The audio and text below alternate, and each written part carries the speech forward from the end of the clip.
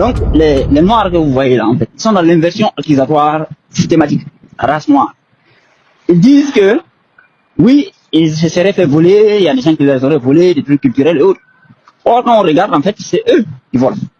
Ils volent même le sang des autres, en fait. Oui.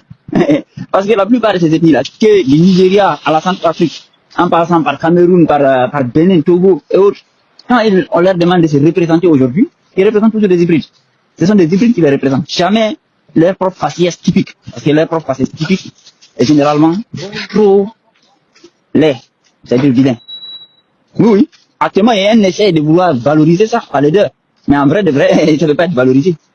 Et d'ailleurs, c'est pas du hasard en fait. La vie intelligente, la vie aussi est consciente. On ne peut pas rendre quelqu'un qui est cannibale beau. C'est pas possible. Voilà. C'est le mode de vie et le comportement qui détermine ton faciès. C'est-à-dire que les gens qui ont des modes de vie des cannibales, des modes de vie des menteurs et autres, ils ne peuvent pas être beaux. C'est pas possible. Voilà. Donc, ils volent aussi la langue, ils volent les coutumes et les cultures. On le voit aujourd'hui au Mali, au Burkina, au Niger. Aujourd'hui, au Burkina, ils sont en pleine lutte pour vouloir s'approprier la culture peul. Voilà, parce qu'il faut bien qu'ils se forgent une identité, vu qu'ils mènent la guerre aux Peuls. Ils sont dans une entreprise de guerre contre les Peuls, mais le territoire a besoin d'une identité. Et il n'y a aucune identité capable de représenter ce territoire que celui du peuple aborigène du territoire en question. Donc du coup, aujourd'hui, ils sont en train d'usurper, ils luttent à usurper l'habillement Peul, c'est-à-dire que le style d'habillement Peul, notamment le chapeau qu'on appelle, c'est pas là, le chapeau traditionnel Peul là. Et puis, le lait, c'est-à-dire que le concept de pâturage. Parce que quand on regarde l'histoire du pays, l'histoire du territoire qu'on dit Burkina là, en fait c'est une histoire liée à la vache et à l'élevage. Donc c'est féticheurs, cannibales, animistes. Et aujourd'hui, c'est eux qui se présentent. Ils luttent pour se présenter comme étant les éleveurs. Les éleveurs, alors que ce sont tous des chasseurs en fait. Tous les ethnies noires d'Afrique sont essentiellement des chasseurs. Oui. Ils n'ont aucun, dans leur noyau dur, ils ne sont ni cultivateurs ni éleveurs. En fait, ils sont même pas adeptes du travail harassant, du travail difficile.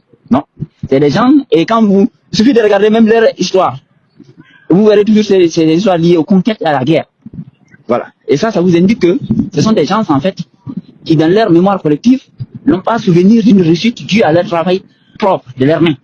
C'est toujours des victoires dans le sens où on a envahi ceux-là, on a été des guerriers parce qu'on aura envahi des gens, colonisé des gens et vaincu des gens. C'est toujours ça. Quand vous parlez, regardez des histoires, même dans les réseaux, ils font des histoires qui trouvent valorisant à leur vie. Voilà. C'est un peu comme quand on parle des guerres antiques. C'est-à-dire qu'il y a des gens qui, leur fierté est d'avoir pu dominer d'autres peuples, vaincu d'autres peuples, détruire d'autres peuples, et puis voilà, asservir d'autres peuples. C'est exactement les ethnies noires d'Afrique. Ils ont, dans toute leur histoire, c'est toujours en rapport avec ce que eux ils appellent être guerriers, c'est-à-dire qu'il y a des gens qui ont vaincu des gens, qui ont métissé des gens, qui ont détruit les peuples, qui ont colonisé les peuples. Voilà. Donc, il y a cet aspect-là aussi. Après, il prétend avoir été esclavagisé. Les Noirs d'Afrique n'ont jamais été esclavagisés. Par contre, ils ont beaucoup esclavagisé. Jusqu'à aujourd'hui, il y a beaucoup d'ethnies en Afrique, dont dans la chefferie centrale, il y a des esclaves. Aujourd'hui, à l'heure où on parle, si vous allez chez les Soninké, il y a en fait des sortes de clashs, c'est-à-dire qu'il y a des bagarres, des violences à répétition qui se passent chez les Soninké, parce que ils ont des castes qui sont esclaves. Et ces gens-là, dès que par exemple, ils refusent leur statut d'esclave, mais ça éclate en bagarre et en violence. Et parfois même, je crois, c'est émaillé de mort. Oui, c'est émaillé de mort. C'est les Soninké. Vous allez chez les Bamanang, ils ont des esclaves. Les Moussi, ils en ont. Les Moronaba, ils ont des esclaves. C'est-à-dire qu'il y a des gens officiellement esclaves. Et qui n'osent pas, et c'est-à-dire qu'ils se mettent à terre devant eux. Et quasiment tous les chefferies noirs. Sauf ceux qui, aujourd'hui, peut-être, essaient de le camoufler. Mais dès qu'ils vous font une cérémonie traditionnelle, vous verrez les esclaves. Et par exemple, ils accusent les Occidentaux, l'esclavage, les Blancs, et ils accusent aussi notamment nous les Peuls, par exemple. Et ils accusent la race Peul d'avoir été esclavagiste. Mais essayez de taper sur Google, Peul, chef Peul avec son esclave. Là, vous ne verrez jamais. Vous verrez jamais une photo qui, manifestement, un chef avec son esclave. Par exemple, il y a une photo là, cette photo-là de Mourou Naba, avec son esclave, il a une tête d'esclave, en fait, qui est couché par terre comme une merde. Vous voyez? Mais cette image-là, ça se retrouve dans toutes les tribus, dans tous les ethnies au moins. Dans tous les chefferies là, ils ont ce genre de représentation. Il suffit de chercher. Ils ont tous le concept d'esclave ancré en eux. Parce qu'en fait, beaucoup d'entre eux viennent du Caucase, du monde de la, c'est-à-dire que la zone Turquie, Asie mineure, Azerbaïdjan, Arménie et autres, là, les autres zones du Moyen-Orient, où l'esclavage était vraiment la norme en fait. C'est-à-dire que là-bas, les gens fonctionnaient comme ça. C'est la philosophie de la Grèce antique, qui est contraire à celle de l'Égypte antique. Voilà. C'est-à-dire que la Grèce antique était vraiment un élément totalement opposé. Et c'est d'ailleurs même ceux qui ont détruit l'Égypte antique, terminé l'Égypte antique. Quand ils ont envahi l'Égypte antique, voilà, ils ont détruit tout en Égypte antique. Voilà. C'est la dynastie des Ptolémées qui étaient des Grecs, mais qui n'étaient pas des Grecs, mais là, blancs, c'est-à-dire des Caucasiens blancs. C'était des Caucasiens noirs, des Ptolémées que vous voyez là. À ce temps, les esclaves, c'est-à-dire que les blancs, ils n'avaient pas de pouvoir. Voilà. Donc, ces gens-là, ils vous accusent qu'ils auraient esclavagisé, c'est plein de partout.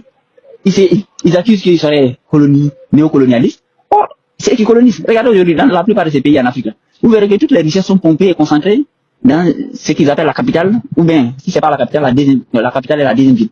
Mais ces deux villes-là, vous verrez que c'est les villes des ethnies noires, en fait. C'est-à-dire que les ethnies qui avaient travaillé avec le colon, les ethnies dont l'histoire est liée au colon, des ethnies qui n'ont aucune trace avant l'arrivée de ce qu'on appelle blancs. Voilà. Qui n'ont aucune trace avant 1800 et qui ne produisent rien. C'est-à-dire que des ethnies qui ne sont ni cultivateurs, ni éleveurs, c'est-à-dire qui ne sont sources de rien. C'est des vrais parasites, en fait. Voilà. Vous prenez les moussis au Burkina, ils ne font ni agriculture, ils font ni commerce, ni rien du tout. C'est des parasites. C'est des parasites qui pompent toutes les ressources du territoire et le concentrent à Ouaga. Dans le reste du territoire, il y a Mirou qui a rien, en fait. Voilà. Et ils maintiennent un narratif pour contrôler tous les peuples et puis faire la guerre à ceux. Voilà. C'est les gens qui vivent des guerres, en fait. C'est la philosophie de la Grèce antique. C'est-à-dire que c'est les gens qui vivent du putain de guerre. C'est de ça qu'ils vivent. Et même ici, les gens qui se disent Wolof au Sénégal, ils produisent rien.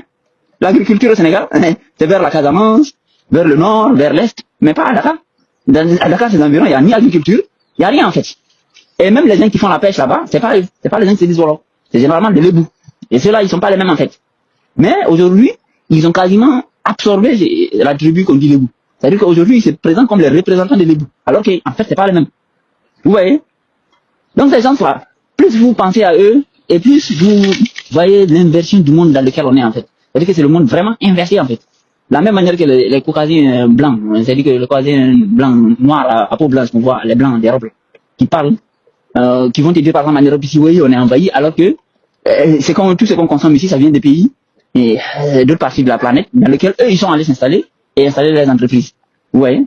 Mais ils vont dire, ouais, il y a des étrangers, il y a des remplacements de population. Alors que, par exemple, vous prenez la Nouvelle-Calédonie, où ils sont allés quasiment remplacer les Kanaks à la Réunion. Ils ont quasiment remplacé les aborigènes qui étaient là-bas.